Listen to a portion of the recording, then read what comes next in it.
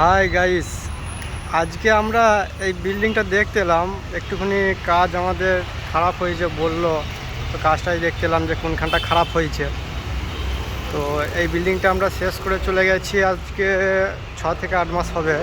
তো এই বিল্ডিংটাই বললো তোদের একটুখানি ভুল হয়েছে, কাঠটা গাঁথনি করেছিলাম সেই কাঠটা ফেটে গিয়েছে, কিন্তু নিচে সব লক করা আছে, তো ওপরে যেতে পারছি না। ওনারকে ফোন করলাম, তো এইখান থেকে আমি একটু দেখানোর চেষ্টা করব।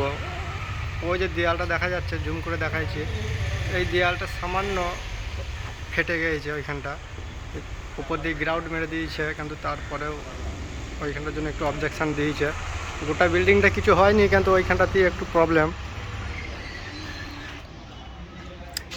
ওইখানটাই একটু খারাপ হয়েছে, ঠিক আছে মানলাম, কিন্তু গোটা বিল্ডিংটা কোনো জায়গায় খারাপ হয়নি এখনও পর্যন্ত। এই যে বিল্ডিংটা দেখা যাচ্ছে, এত সুন্দর বিল্ডিং আমরা তৈরি করে গেলাম। ওই জায়গাটায় যে নেট লাগাবো, নেট লাগানোরও কোনো পজিশান নেই ওখানটায়, কারণ তার ওপরে বিম আছে, বিমের সাথে দেয়ালে নেট লাগানো হয় না কথা বলবো না, লাগানো হয়, কিন্তু সে জায়গাটা লেভেল থাকতে হবে। আবার বিমটা 2.5 ইঞ্চি কাটিংয়ে দাঁড়িয়ে আছে, যে কারণে আমরা নেটটা লাগাইতে পারিনি, সেই কারণেই ফেটেছে।